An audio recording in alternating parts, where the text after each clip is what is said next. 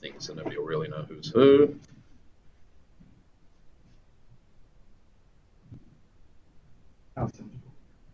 Yeah, it was good. Yeah, it was just, yeah, I don't describe it. Yeah. Floating around doing stuff. Yeah. We're recording. So, what is the question one? Adam, what is the significance of a white cell count of 1 by 10 to the 9? Means that the immune system's In what way? compromised immune response. Cells Which means what? means it can't fight off infection. Can't fight off As infection. effectively. Yeah. So that's the significance to the patient in the sense of their immune system is less. Always phrase everything in normal, more than, or less than, and then pathological or not. So what is the problem from the patient's perspective? What are they more at risk of? Yeah, getting infections. So from our perspective, what would we do differently? Yeah, nothing, because that's what we do with everyone. In the ICU, we glove and gown with everybody. Yeah, and we're all wearing masks all the time anyway, so really, nothing. It's absolutely no difference to us. So the more important part of this is what patients are likely to have a very low white cell count. In what way? Chemotherapy. So yes, cancer, but that think about the cancers of your white cells. What are those called? Leukemias and lymphomas, where you have too many white cells. Yeah. And what makes white cells? And how do you kill the cancer? Kill the bone marrow with chemo and radiation. And what's that going to do to your bone marrow? Cook it. And then do you have bone marrow anymore? So do you have white cells? So then what do they do? No, there's no more white cells. Yeah, but what are you? Why are you killing off their bone marrow to stop the cancer? But then what's the treatment after that? You just walk around with. Do you walk around with no bone marrow anymore? Bone marrow transplant? Yeah, bone marrow transplant. And these are all these things. You'll see these words. Yeah, this is what they mean. Yeah, all the AML, ALL. They're all three-letter acronyms ending in L. And then they get chemo and radiotherapy, and then they have no white cells, and then sometimes they end up getting sick. Words like neutropenic sepsis, neutrophils, and so on. So yeah, that's the ins and outs of it. Who else, other than those people, will have an impaired immune response? So effectively, we'd have the same precautions. So there's neuro people. In what way? There was this girl I did. I can't remember what she had, but something to do with like. I can't remember. She had something to do with her hips, and she said it was like a neuro thing, and she said she can't take it. I don't know. So who else? So imagine some people that have, I don't know, had too many turmeric lattes or some other immune booster. Is having too much immune system bad for you? And what diseases are too much immune system? Autoimmune diseases. Yeah. And a classic autoimmune disease is. Something like that. Yeah, RA. That's it. Oh, yes. Yeah. Anything itis. Anything itis is inflammatory. Yeah. And what is the treatment for inflammation? Anti-inflammatories. And what's the best kind of anti-inflammatory? Steroids, as opposed to non-steroidal. Everyone says NSAIDs. It's like, what's the not NSAID? So steroids. Steroids suppress your inflammatory response. If they suppress your inflammatory response, do they suppress your immune system?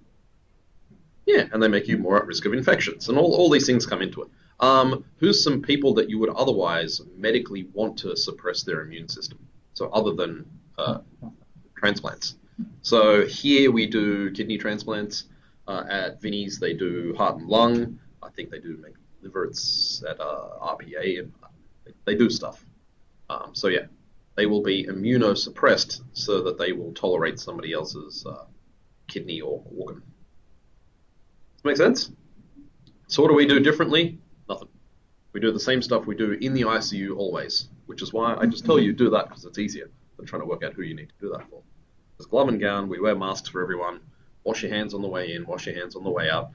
The extra level of protection is just use as few people as necessary.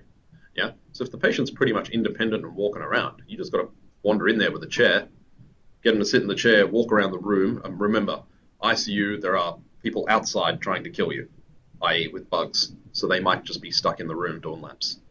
Yeah, and that's all you can do, then that's all you can do. Does that make sense? All right, question 2, Sarah. So decreased platelets. Yep. And the values that indicate it is less than 50 times 10 to the 9. What is the normal range? The normal range is 100. The normal range is? More than 50? There. 150 to 450. Yeah. And so less than 150 would be low. Yeah. So thrombo is? What does thrombo mean? What? Cyto means? Or site? Cell. Site means cell. And penia means? Density? Lack of.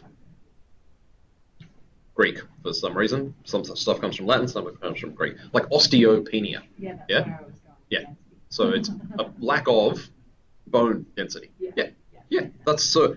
Hopefully, part of all this is helping you deconstruct words in their origin, like the roots. I'll send you a really good YouTube clip where somebody, like one of those nerds like me, has gone through and found the origins of all these words, and it's like, I like that. So a lack of the cells that clot. So what's the problem? They are Excess bleeding. So what should we worry about? if they've got like a surgical site Yeah. of the wound, Yeah. to extricate blood. Yep. So things like bruising, knocking into stuff, Don't. things like that. Don't punch them. Yeah. So yeah, in and around surgical sites, just remember they got lots of holes in them. Yeah, like cannulas and all that kind of stuff. Make sure that everything is secured and well reinforced.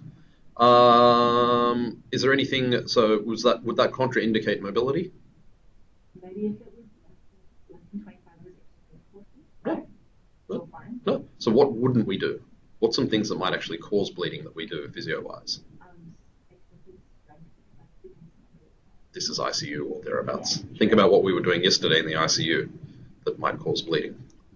Suctioning. Yeah, so that's the less than 25. Probably don't suction them unless necessary. Yeah. Now, what makes platelets?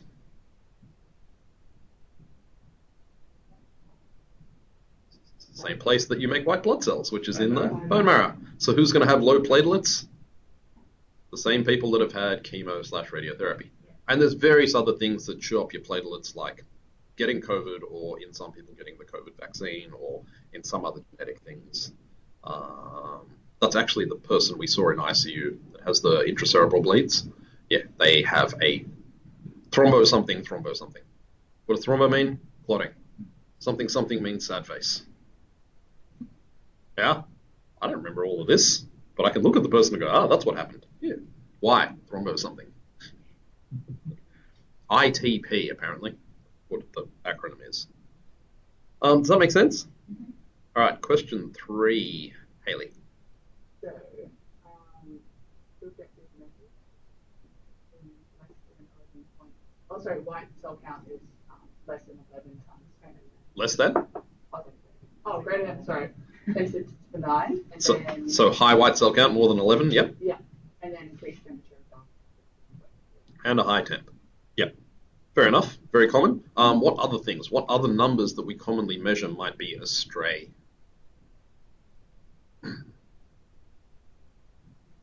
Like think about all the OBS that they check on all the patients all the time. What might happen to some of those OBS?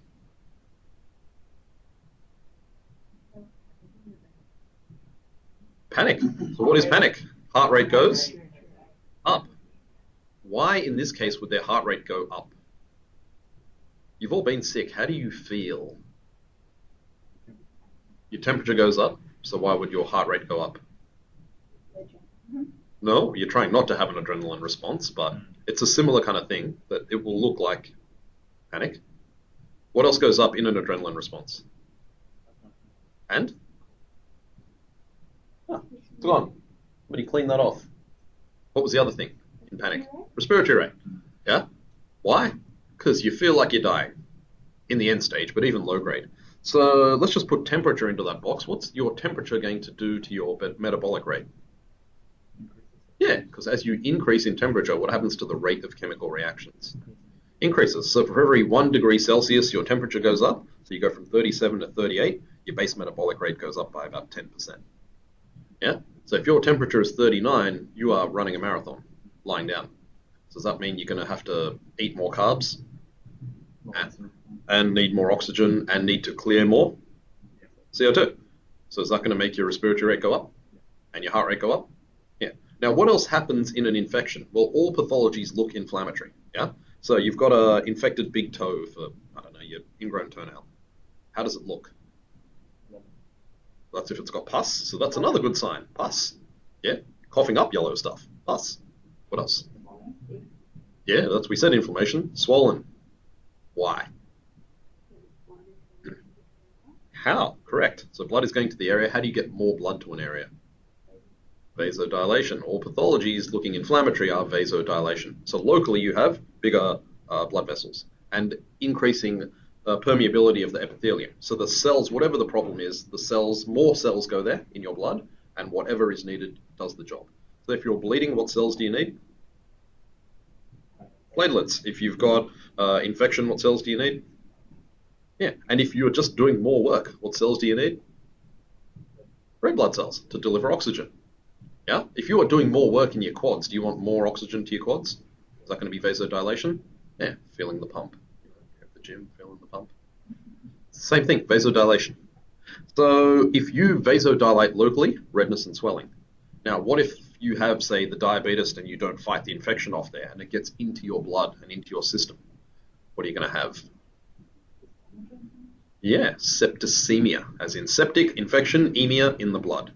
And a systemic infection will be a widespread inflammatory response. Yeah, you'll ever had like proper flu, or as I had after my COVID jab, the full body aches. Does a full body ache sound like a full body inflammation? Is that going to be a lot of vasodilation? And what will that do to your blood pressure? Drop it. Do you want to have a low blood pressure? So how do you compensate for the low blood pressure? Increase your heart rate. That make sense? And then to the end point is your septic shock and whatever else, but we won't talk about that. Yeah, does that make sense?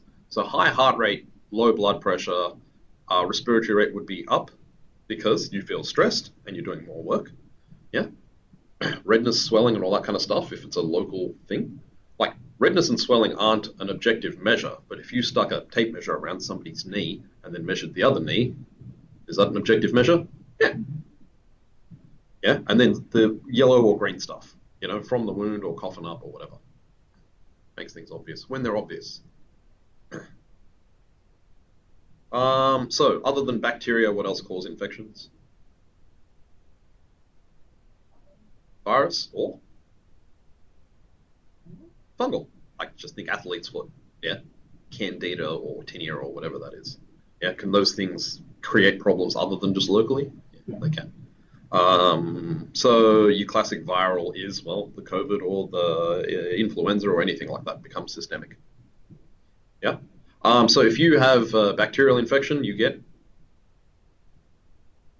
antibiotics. If you have a viral infection, you get antivirals and or vaccinated to stop you getting it in the first place. And then fungals is antifungals. Yeah. You get old Dactara or whatever you put on locally, but you have systemic ones as well. So first and foremost, always they have to treat the problem and then support the person. So if you've got a really low blood pressure, how can we increase your blood pressure? Yeah, put fluid into the system. Fill the balloon, more pressure. And some of you guys have seen some of the drugs we use. So if the problem is vasodilation, then what would we want to do? Vasoconstriction. Do you guys remember the name of the one we saw yesterday? Metaraminol. Yeah. Brand name Aramine, it's a common one, and noradrenaline. Noradrenaline is not the opposite of adrenaline. It works with adrenaline to cause, both of them cause peripheral vasoconstriction. And peripheral vasoconstriction is the opposite of dilation. The problem's dilation, the solution is constriction. The solution is treat the problem, yeah? Don't just throw Band-Aids at somebody. Stop the bleeding. Yes, but you're also treating the problem and then you're Band-Aiding the brain so that the brain doesn't die. Because what happens if you don't have enough blood pressure? Why?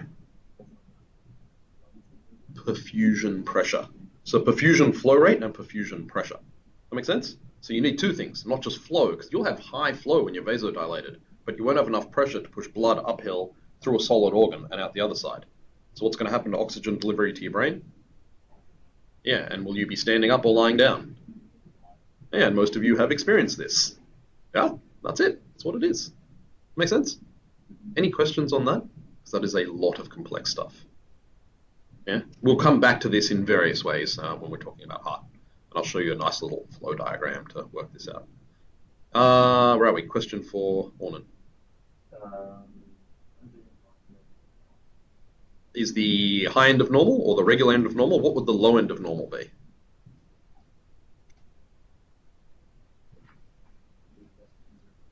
So less than 50? Why is that important?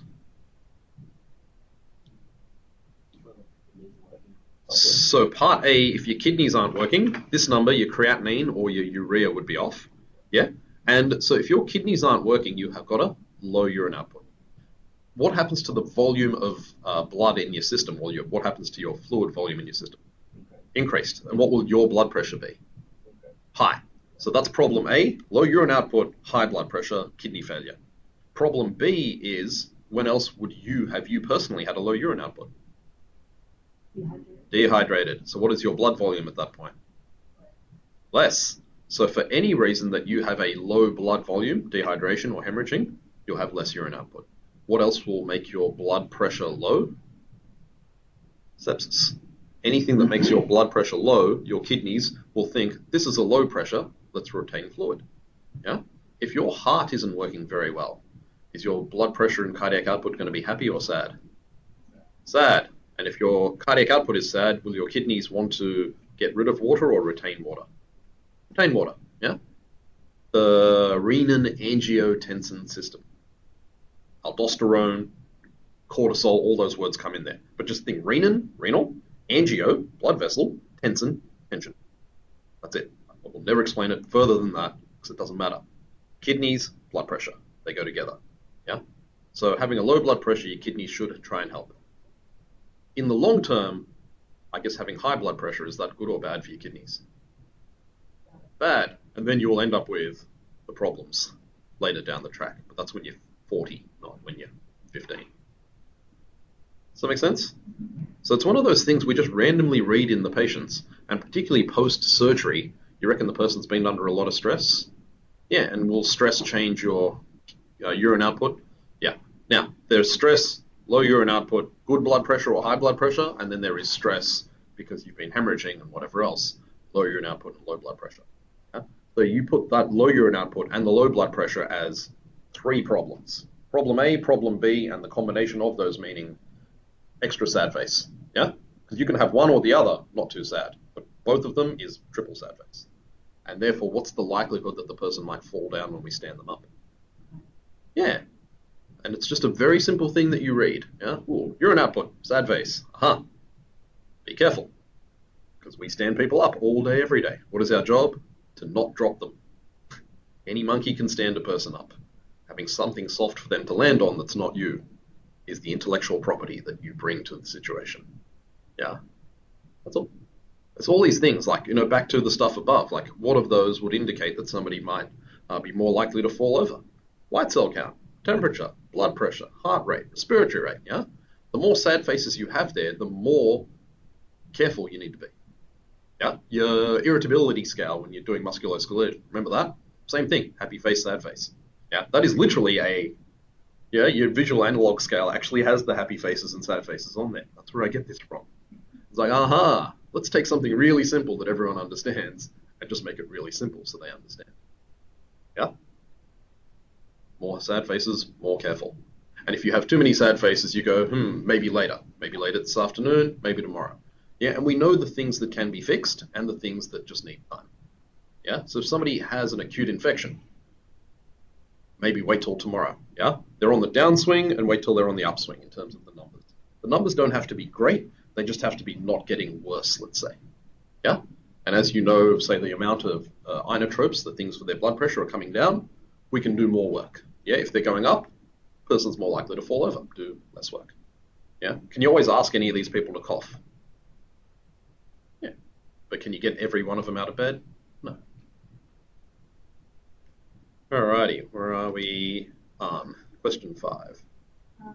Normal respiratory rate is 12 to 16 breaths a minute. 12 to 16 breaths a minute is the normal range. How do we measure respiratory rate? I'm going to measure your respiratory rate. What does he do? Starts doing that. Is that an efficient way to do it, or an effective way? How? What's the med student / Viva answer to this? Yeah, I'm going to take your pulse, and you take the pulse for a short period of time and go, yep, pulse is whatever, and then you're looking at their respiratory rate, pretending to take it. As soon as I turned my head to look at him, he went, yeah. Yeah? Now, back to, let's look at Ornan over there. Yeah? As soon as we said, let's look at him, he started taking deep breaths. But before then, could you actually see any of him move when he's breathing? No. So how do you know he's alive? His eyes are open. You don't have to do anything. His eyes are open. Does he look like he's in any kind of respiratory distress? So do I have to measure his respiratory rate? So what are your signs of respiratory distress that you should measure their respiratory rate? That would be the endpoint. So death is death, sure. Your eyes are open. Back to, first and foremost, your eyes are open. You're not actually dead, and I'm not calling a code. What would be moving that isn't moving on him? What part of your chest? Upper part, yeah? It would be visibly obvious that your chest is moving as opposed to barely obvious that your chest is moving. Yeah? Maybe? Yeah? You can hear them breathing. If you hear somebody breathing, like we don't hear each other breathing, do we? If you can hear somebody, that's work. Are they doing more work? Yeah. So do they have a high work of breathing? Yeah. And therefore, should you check their respiratory rate? Yeah. What else? So what will be moving other than their chest? What other things move when you're in distress?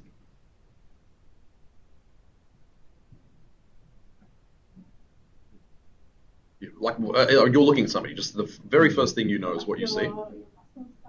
Which ones? Upper traps doing what? Elevating your shoulders. So are your shoulders moving when you're in that kind of distress? Now, why are your shoulders moving? Not lungs, but the ribs. Yeah. So thorax, yeah. So how does moving your shoulders help move your ribs?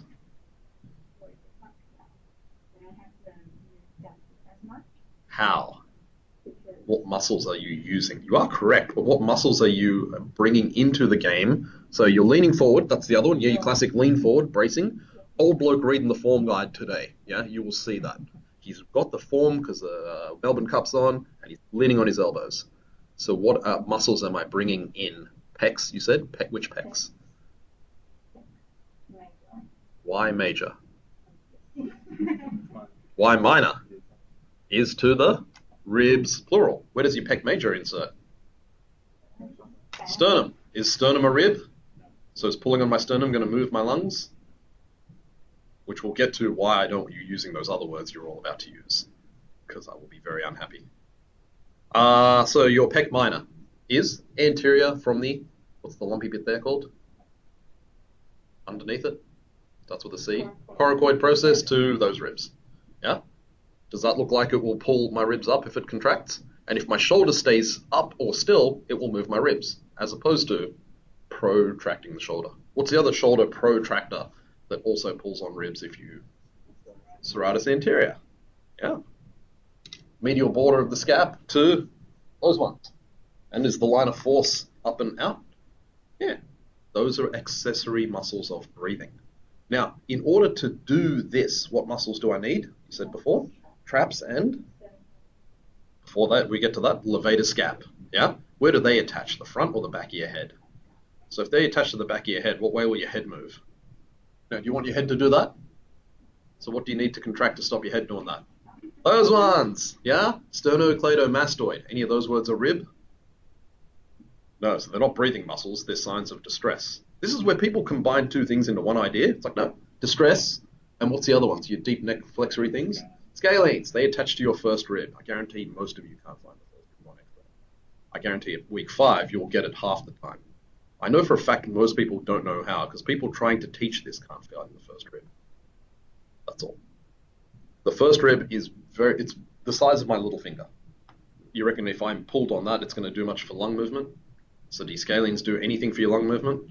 No, they stop your head flapping around. You ever watch like the Olympics or the Ironman or whatever, and there's somebody running across the line, like breathing like a horse? Yeah? That's it. What are they doing? They're using their head as an accessory muscle to breathe. Why? Because all those muscles are working so hard and they can't control their head anymore. You've all seen that, yeah? You've all, run in at something at the footy and been like, what are you doing? Yeah, and using that to push forward because your other muscles want to go back. Yeah, you're pulling your ribs up. What's the other version that people do instead of putting their hand behind their head? Hands on the knees. Which one's more effective and more efficient? Hands on knees. Yeah. But are you in your right mind when you've just run really hard or had an adrenaline response? No. So do you do the more efficient one or the one that you just do because that's your instinct? Yeah. That's all. The hands on knees. Interesting story on that. Michael Jordan.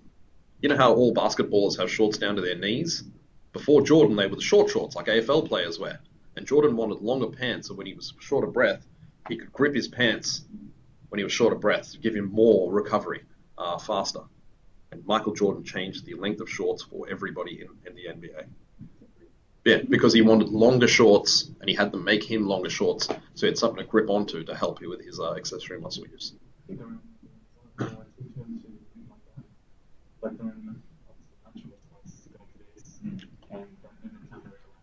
Yeah. Well, even in school, like in training, I was always taught to put your hands behind your head and open your chest up. Yeah, more efficient. That's all. And, thinking about our elderly folk, they put their hands behind their head. No. So their recovery position will be leaning on a table or hands on knees. Your back against the wall. Yeah. So how do I know I need to measure your respiratory rate? Well, even simpler than that. When you say, "Good morning, Bob," and Bob speaks in a full sentence like I do, does he have a breathing problem?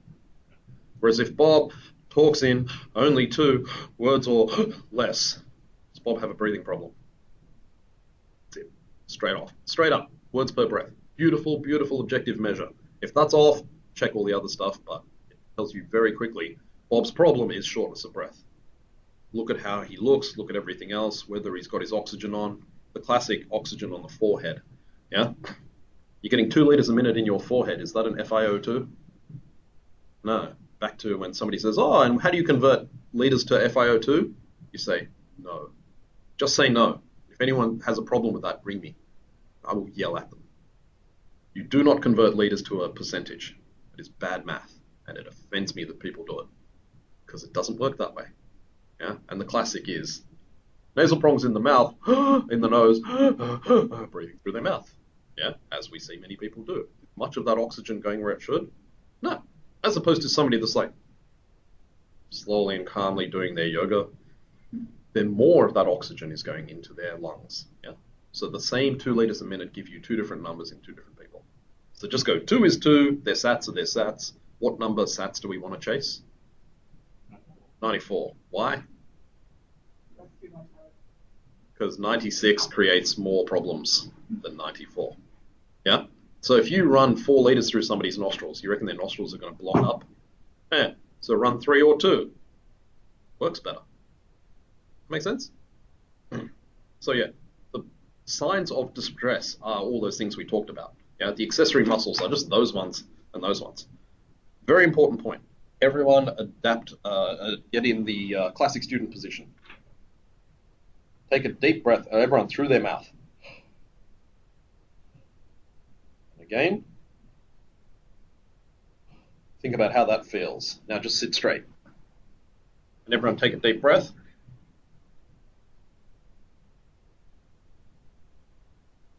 Everyone got quieter except him. Literally. So that quietness is work of breathing. Did everyone's work of breathing improve? Yeah, everyone got quieter. There's always one person that doesn't. I'm not picking on you. So what did we just change? We just changed the angle at your hips to the earth by about, 15, 20 degrees tops? And how much better did your work of breathing get? Yeah. So imagine somebody's in a shitty position in the bed, slumped, and you just slide them up the bed and just reset them at the 30 degrees they can be at, but in a better hip position. Is that going to improve their breathing? Yeah. Why? Why does that improve their breathing? FRC is the answer to all questions. Not breathing, but FRC. So if you have more FRC, you have more open lungs. You have recruited alveoli, you have less resistance to flow, and you have all of those things. Yeah? So the answer is not, I'm going to auscultate this person that looks in a bad position. The bad position is the problem, not the auscultating. Yeah? We'll get around FRC in 6 different ways. I'm going to find who stole my slinky. I know who stole my slinky, I just want it back. Now everyone stand up. Stick your fingers in your beer belly. Take a deep breath. You feel your abs or your obliques or whatever contract. So are your abs an inspiratory muscle? You get taught scalenes and you don't get taught abs. That bothers me. Your abs are an inspiratory muscle. How do I know? Well, Google paradoxical breathing and Google who gets paradoxical breathing. People with a cervical spinal injury. Do they innervate their abs? Yeah, because your abs innervate from about T6, T8 or something. So if you don't have abs, you have paradoxical breathing. Does that sound like it's good for you or bad for you? Yeah, and the opposite of bad for you is having abs when you breathe in. Yeah. Again, this whole weird, people misuse concepts like tummy breathing and diaphragm breathing, whatever. It's all just, your abs contract when you breathe in. Yeah. So how do you stop your abs contracting when you breathe in? Lie down, flat on your back. Your abs going to contract? No. Sit on the edge of the bed. Do your abs have to contract to stop you falling over? If your abs contract, you get better gas movement and more lateral basal expansion. See how that works? The chair is not the solution to the problem. The way you get from the bed to the chair is the solution to the problem. Yeah? Because if you're in a chair and our chairs go really reclined, you're basically in a bed if you're not fully upright. But how you get to sitting on the edge of the bed and standing and all those things we just did, they make you engage more muscles. And if you engage more muscles, you stretch your lungs more. Yeah? And if you engage more muscles and do some steps or marching, are you doing more work? If you do more work, does your brain tell you to pull harder on your lungs? And then do I have to ask you to take deep breaths? Because you have more FRC, so I don't have to ask you to take more deep breaths. And you feel stressed, so you're taking deep breaths anyway. And so once they're well positioned and seated and they're not going to fall down, then do you ask them to cough? And does that succeed in clearing the problem most of the time? Yeah. And if not, we add all the other sputum clearance stuff, yeah, that we've done the last day or so. Does that make sense? Yeah. So don't focus on the numbers, focus on why the problem is the problem, and most of that is position. And what do we do as physios? I'm the push that makes you move. Yeah? That's all. Yeah. We'll go through that next week, but yeah. Yeah, and just think the opposite of that is having a spinal injury. Happy face or sad face. Yeah, we'll talk about that. So next week's long week, we'll talk about it then. So, where are we? Bad. Question 6. What kind of bradycardia? Sinus rhythm, but it's not sinus rhythm normal, it is sinus rhythm bradycardia. Yeah, because it is less than? Yeah, and what's the normal range for heart rate? 60 to 100. So sinus just means the QRSs are nice and evenly spaced. Yeah? People get confused about ECGs because they're trying to find the pathology. You don't have to. There's a person that's an ologist that handles the heart. What's his name? Cardiologist. You reckon he's going to have looked at this problem? Read his notes. This is a hospital. You're not out somewhere rural trying to use the force. Also, use the force. Stick your hand on somebody's blood pressure finding areas, or carotid or pulse or whatever finding areas. Feel their pulse. Happy face or sad face, fast or slow, even or uneven. You know that in about 6 seconds. Yeah? It's no more than that. If somebody's going, you reckon that's fast? No. If they feel okay, 60 to 100, do I care that they're 75 or 65? No. I care that they're not 165. Yeah, or 5. Yeah, because very few people are going to have a problem anywhere between 50 and 120. Yeah, you won't have a problem at 140, would you? Nah, that's all. Just have one of these coffees. Jesus, we overdid it on the caffeine today. So that's going to bring us back around to you, and this was your question you asked me yesterday, number 7. What that means. Yep. Well, give me a thought. What are you thinking? Would it be Yeah, well, you definitely shouldn't be over your max heart rate. So how do we work out somebody's max heart rate? 220 minus your age. And so that brings in a very important factor. What is important for how fast is too fast to treat? The person's age. Yeah? So if they're older, do you want to be more careful with them regardless? And if you see their heart rate is getting towards their heart rate max, that is the heart rate reserve. Remember that equation? Yeah. This is the only use of it. Yeah? You don't use heart rate max or heart rate reserve in training anymore, do you? In your exercise and sports science degree? They do? Ah, I thought they have some new equation that's like half a page long or something that they talk about. No. There's an alternative to Yeah. minus age. Yeah. Yeah, that one. It's like, again, you pretty much end up with the same answer. Somebody got their PhD for doing nothing. That's all. But that's what people do. Research.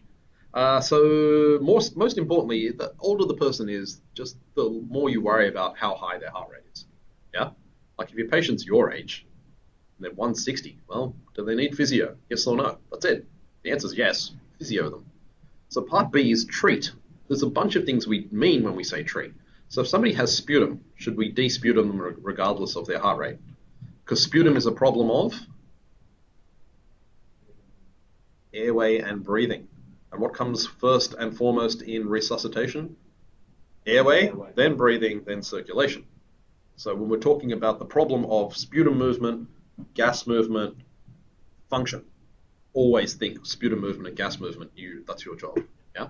Now, if you can't breathe, you reckon you're going to be a bit stressed? Is that going to make you a bit tachycardic? Panic. Yeah. So what are you doing? Making their life better by making their life a bit harder for a little while. Yeah. That's all. So you can ask anyone to breathe and cough, assuming they're not looking like death. The part B of that is if they are tachycardic, there are gradations of mobilizing. Yeah. So can you just sit somebody on the edge of the bed, see what happens, and go back to bed? Yeah. That's all. If you're worried, can you stand somebody up and then sit back down and go back to bed? Yeah. Can you stand somebody up for like 1 minute and then go back to bed? Yeah. These are all the things you can do that are basically, I started in the bed and I ended up in the bed because we're very worried, but they've had surgery. So we're also very worried. Yeah. And if they're older, do they already have comorbidities? And do they also have a much higher likelihood of atelectasis and all those other words? Yeah, because they're older. Yeah. Closing volume. Weird freaking concepts they teach you. You guys get taught about closing volume? It literally means if you breathe all the way out, at a certain point, some of your alveoli will close. How is that science? Yeah. Now you are, at some point, alveoli close because you're old. That moves up. That's atelectasis. That is just FRC. If you just, all you learnt was FRC and none of that other stuff, life would be easier. FRC, position, FRC. All of that. You don't have to worry about breathing. If you improve FRC, breathing takes care of itself, or you're already dead. That's all. If you can't breathe and they don't want you to die, do we have a machine that helps you breathe? Yeah, see? But you're pretty much technically already dead without the machine. If I unplug that machine, what happens? Sad face. Our machines all run on batteries, so unplugging it from the wall is not a problem. They do beep a bit. So how fast is too fast to treat? Well, think about what you're doing treatment-wise, how hard you want to push the person for all the reasons we talked about before, yeah? All of those numbers. And then, what is the age of the person? And the simplest thing of all is, what is your heart rate right now, give or take? What do you think it is? 70. What is your systolic right now? What do you think it is? Systolic. 120. So 120, 80. Yeah? Say you're exercising. What would your heart rate do? So your heart rate's 120. What do you reckon your systolic did? Yeah, 160, 150. Yeah, see the systolic is still higher than the heart rate when you're exercising and tachycardic because you have normal function. If you are, say, massively vasodilated because of sepsis, what is your blood pressure likely to be? 150 or 100 or 90? 90. So say your systolic is 90. Do you want your systolic to be 90? So what's your heart rate going to do? So if your heart rate's 120 and your systolic is 90, is that the normal relationship? No. 120, 80. So that is downhill. Seagull sign or various other words that we use. But if your heart rate is higher than your systolic, are you in a world of hurt? So should I be very careful? Really simple. Seagull. Seagull. You're about to get crapped on. Not making that up. Paper charts. Literally from friends in the UK, when you had paper charts and the way they worked, it literally looked like a seagull was about to crap on you. Seagull sign. That's all? Yeah.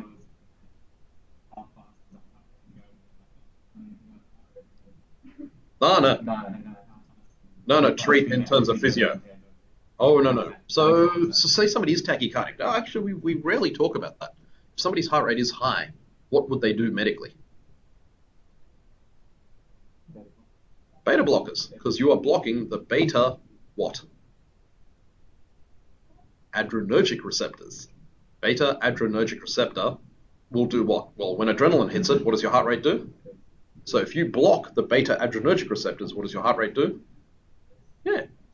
So the relative balance between your sympathetic and your parasympathetic. Yeah. If you're blocking the sympathetic, there's more parasympathetic. So what does your heart rate do? Go down. Yeah. Nice and simple. Digoxins, all these other drugs for heart rate. Yeah.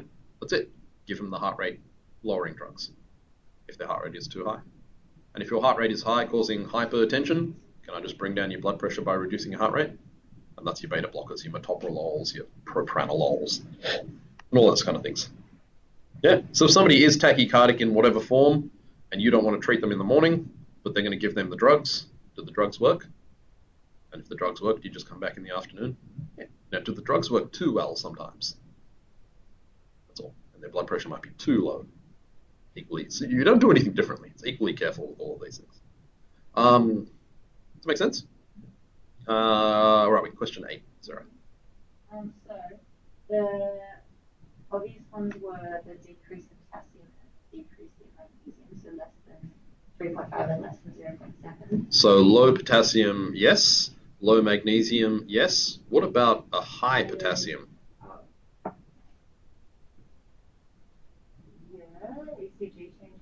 Oh, yeah.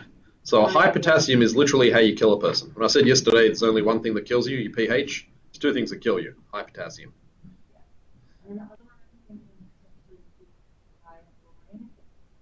Acidosis, yeah. Now, how do you get somebody with a high chloride? Give them too much normal saline, because normal saline is equal parts sodium and chloride. Is your blood, and you can see it right here, is your blood normally equal parts of sodium and chloride? No, you have more sodium than chloride. And is sodium going to cause an alkali or acid? Alkali. It's an alkali metal. Yeah? So more sodium equals a pH above 7. Less sodium equals a pH less than that. Or more chloride. Yeah? Because the chloride associates with the H plus ion, forming HCl, which is hydrochloric acid. And where do you find that in your body? Stomach. Does that sound good for the rest of you? Because what does it do? Ceviche, correct. Ceviche.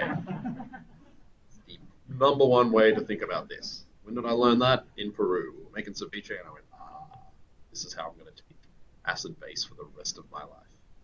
And bacon cakes. Yeah. Abnormal magnesium, or low magnesium, will cause atrial fibrillation. Very common day 3 post-cardiac surgery. Yeah. Are we going to be seeing people day 3 post-cardiac surgery? Yeah.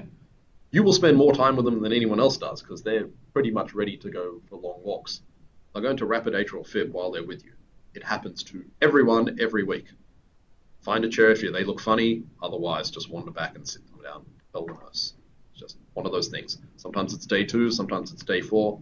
But it's on average, day 3 post-cardiac surgery, rapid atrial fib. What do? Well, if their heart rate's rapid, what drugs do they give them? Beta blockers. And if their magnesium is low, what do they give them? Yeah. Now, where do you find magnesium in your house if you have it? Well, yeah, in vegetables. That's potassium. No, Epsom salts. You know your bath salts? Epsom salts. Magnesium sulfate. It probably in vegetables. Yeah. So if you have a low magnesium, there's another one of those things that people put in their baths because they're feeling crampy. And it could be placebo, or it might actually help because it absorbs through your skin to decrease crampiness. The other one is, low potassium will cause ventricular arrhythmias. High potassium will cause ventricular, very sad face. Death by lethal injection, high potassium chloride solution. Your heart just stops. Instead of being a QRS, it's a sine wave. Does that sound like a snap or a... Yeah, does that sound like cardiac output? Sound like blood pressure? Death by lethal injection, potassium chloride. Yeah. Well, no, not at all, which is why they give you otherwise a paralyzing agent to stop you looking like you're seizing, and a sedative to stop you remembering that you're seizing. Well, hopefully, if you had actual doctors doing this properly. But this is the US where they do this. You reckon they got proper doctors doing this properly? No, the doctors refuse. So he's got some schmo that's drawing up whatever he thinks he's supposed to and giving it to some, I don't know, 400-pound dude. That's the size of a gorilla. Yeah, and just giving him the dose you'd give Arn over there, because he doesn't know any better. They don't understand that, you scale things according to body mass. I don't know, Americans. Funny side note, and this was like one of the greatest, may or may not work plus placebo. When Em was pregnant, she was getting crampy, as you often do when you're pregnant because of fluid shifts and whatever. And I have a solution that I make up, which is some Epsom salts and some potassium for my chilies when they're flowering. You spray the leaves, gets you more chilies. So she's like, I'm getting crampy. And I'm like, well, I have this thing in a spray jar. And I'd spray her legs, and her cramps would go away for a week. And then I'm getting crampy again. Yeah. It's all fully organic, whatever. Like, it's all human safe because it's all food friendly. So yeah. I'm not just giving her lethal injection. A very, very, very tiny dose that you use to not kill a plant. And the placebo effect on a human is pretty good. Anything that messes with your electrolytes, like if you don't have enough calcium in your life, do your muscles work? You're gonna die? Yeah. Chloride, sodium. Sodium's mostly associated with nerves. So if you have sodium sad face, do you have nerve sad face? And then can you like stand up and walk over to the fridge? And again, what regulates all your electrolytes?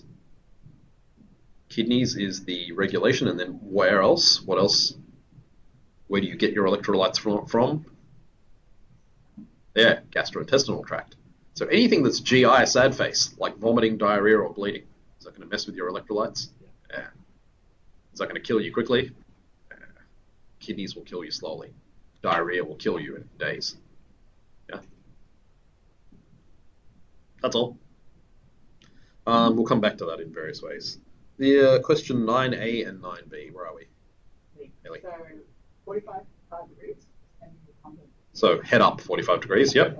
Jugular venous pressure. I read somewhere that looks like nuclear. Is that right? Yeah, well, whichever one you want to look at, but yeah. I guess this is theoretically a more direct route, yeah.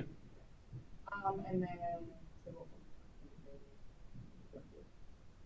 hypertension, right side of heart failure, tricuspid, regurgitation. Yeah. So restrictive pericarditis. On that, which side of the heart does your jugular vein go to? Right. And where is your tricuspid valve? Between the right and the right ventricle. So if your valve doesn't close properly, blood comes back through that valve and then creates upward pressure in a pulse. If that makes sense. Now, what does right heart failure mean? Well, blood is going into the right atria, but not leaving it well enough. Where does the right ventricle pump to? Lungs. So if you have chronic lung sad face, does the right ventricle have to work harder? And if the right ventricle has to work harder, does it remodel in the short term? And then in the long term, does it get sad? And is that right ventricular failure? Yeah. So coronary, pulmonale. Heart sad face because of lung sad face. Right heart failure because of a chronic lung condition. So if blood is backing up your jugular vein into there and raise JVP, that is a superior vena cava problem. You also therefore have an inferior vena cava problem. And where does blood back up to from the inferior vena cava? Yeah. So how are your feet going to look? Swollen. So if somebody has really swollen ankles bilaterally, you reckon they have a right heart problem?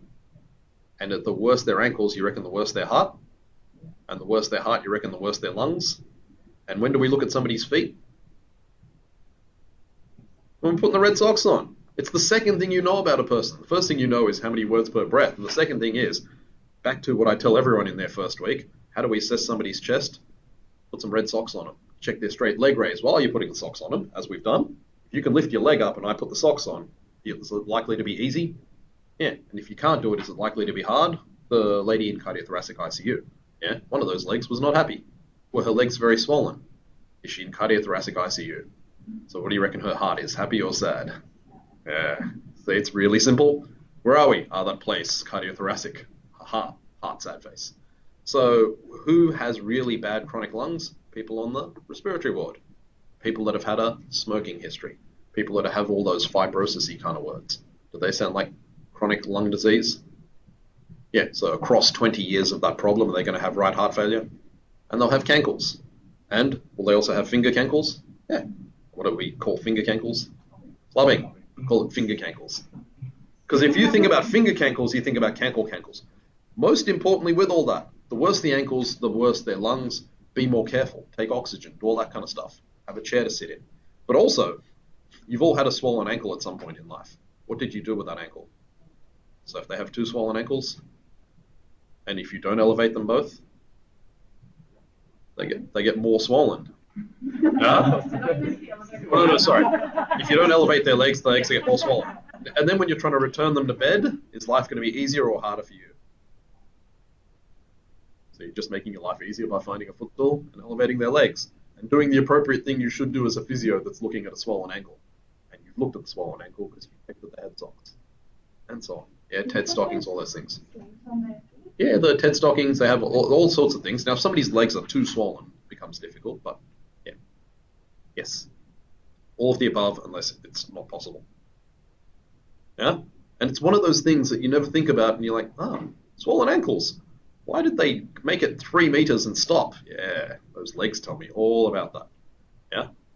Even if you don't understand how to interpret any other thing about their spirometry or whatever else, which we'll get to, that tells you a lot, the ankles.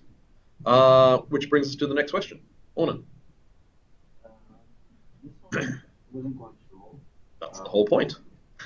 Because there wasn't like the value. Yeah, so what is their ratio? 80%. 80%. Is that normal or not normal?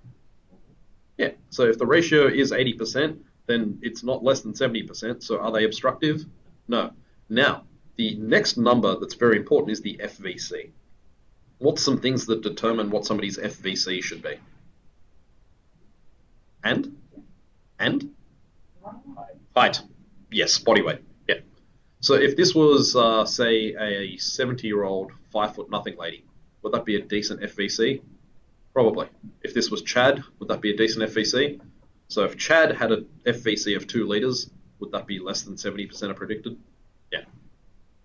And would he have what kind of problem?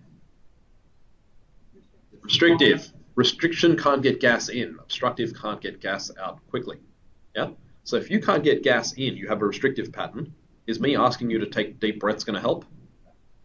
Because you can't. Are you going to get short of breath really quickly when we try and do stuff? Yeah. So should I have somewhere for you to sit down on when you get short of breath, or bring the oxygen or whatever? Yeah.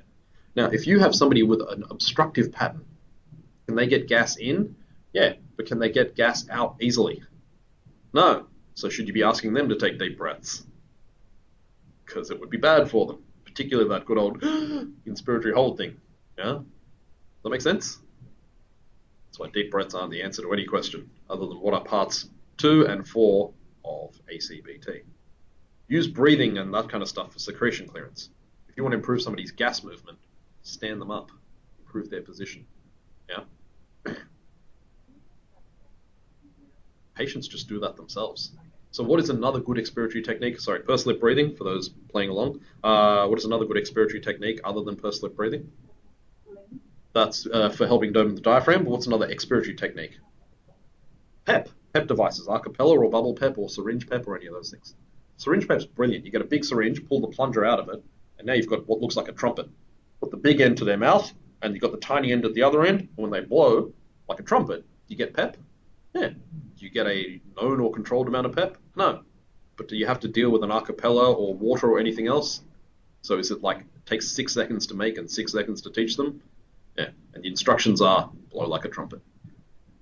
They're impossible to get wrong, they just can't do it. And it's much harder to hurt somebody with one. Yeah? So we do that all the time. Particularly like our patients that you're going to see that have had abdo surgery. Are they allowed to drink water? No. And if they're not allowed to drink water, should you give them a bubble PEP? Because then we'll get in trouble. Can you give them PEP without water? Yeah, syringe PEP. That's all. Literally pull apart a syringe. A big one, like the 50 ml ones. Yeah. So, the pattern is either it's low or it isn't. You can have no problems, one problem, other problem, or two problems. Yeah. Either way, we often check these for people before cardiac surgery, but other than that, you're not necessarily interpreting. Troponin, where are we? So a protein that's in charge of muscular contraction for Yep. both skeletal and cardiac muscle. Yep. And so when your cardiac muscle in your heart is damaged, they increase these so that It increases in your blood In when your blood. cardiac muscle is damaged. so when they measure it, they'll see more of it Yep. show up in your blood, which Yep. is like an indication that they might have a heart attack or Yep. something wrong with their heart. Yeah. If you see the word troponin in a sentence, check their troponins. If it is elevated, do they have cardiac muscle damage? Yeah. And the higher the number, the more cardiac muscle damage. So troponin is tropomyosin. Yeah, myosin is just myosin like muscle. There's 3 strands of troponin in tropomyosin, and troponin T is the one specific to cardiac striated muscle and is not found in skeletal striated muscle. Yeah. And what is the point of tropomyosin? It's where calcium binds, and calcium is your, mousetrappy excitation coupling. Yeah? Don't need to know any of that other than troponin, heart, sad face. So back to all those ECG things we were saying before. If you see any of those words in a sentence, go and check their troponins. And troponin makes heart, sad face, and anything in the range of,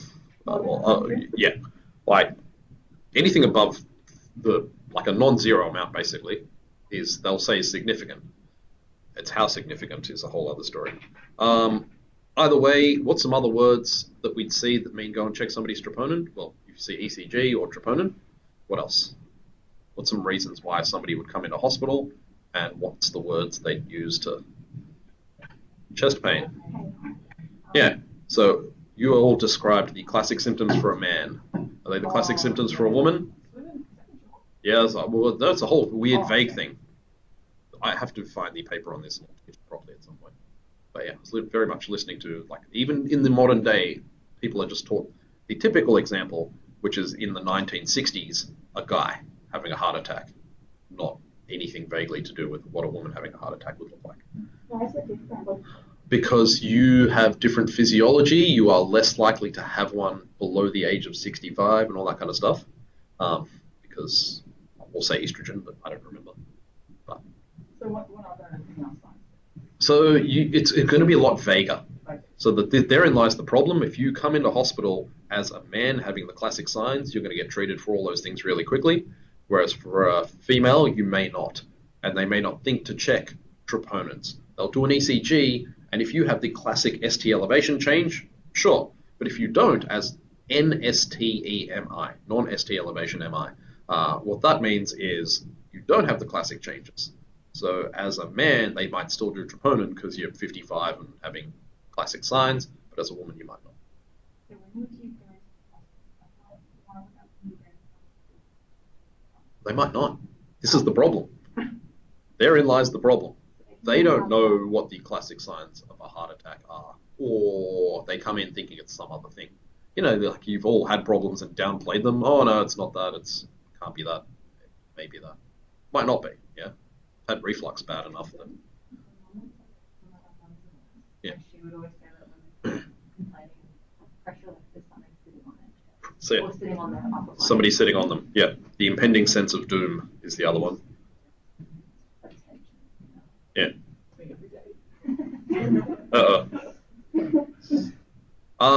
And the last one, Chad. And the low end of normal for ejection fraction, so 70%, and the low end would be? Ah, okay. Less than 55. Fair enough. What does ejection fraction mean? In what sense?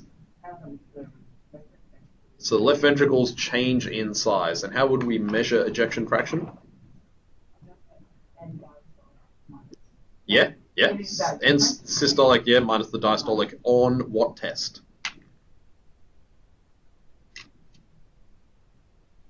Literally, that's what they're doing. Ultrasound. Yeah. So the number that they're implying is, and you were saying, is the stroke volume. That's the number you were saying is how the actual volume. You can't measure the actual volume. You get two implied volumes because of parallax error, and the difference between them is a percentage. So if your ejection fraction is happy, do you reckon your muscle is strong and happy? Yeah. If your ejection fraction is low, is your muscle strong? No. So that's the way of thinking about that. And that comes back to stroke volume and contractility and that kind of stuff. Yeah. Now you might have a low ejection fraction because you're massively dehydrated. Yeah. If you have a low volume in your system, is there less blood in your chest? Is there less blood in your ventricle? Yeah. But the muscle itself will still look okay. So it's all part of, they look at your heart in real time and watch motion and all using an ultrasound. And so again, if you see words like this, oh, they had an ultrasound of their heart. Heart sad face. Or not. You can read the report, but somebody will indicate whether it's heart sad face or not. So if somebody has a low ejection fraction or a weak muscle, are they going to be having a good blood pressure or a less good blood pressure? Yeah. And so will they be having a normal heart rate or a higher heart rate or a lower heart rate? Higher heart rate. Back to higher heart rate, less pressure. Yeah? Worry about their heart rate. Is this going to be more prevalent in, say, older people? And back to why age comes into it. Yeah? Your ejection fraction creeps down with age, and therefore your cardiac output, strength, all those kind of things creep down with age. And therefore, that's why we are more careful, yeah, bringing the age into the heart rate max equation. Yeah, so you need something to help their muscle get stronger. Cardiac rehab, yeah. Or if the problem is that their heart muscle isn't getting enough blood, is that going to make your muscle weaker? So how do we get more blood to the muscle? Yeah, so drugs for that, yeah. Anginine, like literally, it's GTN, glycerin trinitrate. The drug brand name is Anginine. Angina. What does angina mean? Pain. Well, angina means pain. Angina pectoris is chest pain, but everyone just says angina to mean chest pain. Yeah. So you have the anginine for the angio thing. Yeah. So narrowed blood vessels will reduce blood flow. Yeah. What will that do to oxygen delivery to your cardiac muscle? So how do we fix the problem? Open heart surgery. 2, do a coronary artery bypass graft. Or what's the other one where they don't open your chest up? Stenting, going through the femoral artery or radial artery, find the thing in question, put a balloon in there to dilate it out, drop a stent in there to keep it open, put them on some drugs to stop them coagulating. Happy times. Yeah. So they go through the wrist now because they've got smaller instrumentation.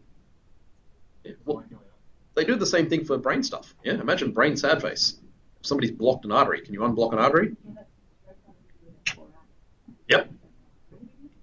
Endovascular clot retrieval is the unplugging, and TPA, tissue plasminogen activator, otherwise called thromboclotting lysis. What does lysis mean?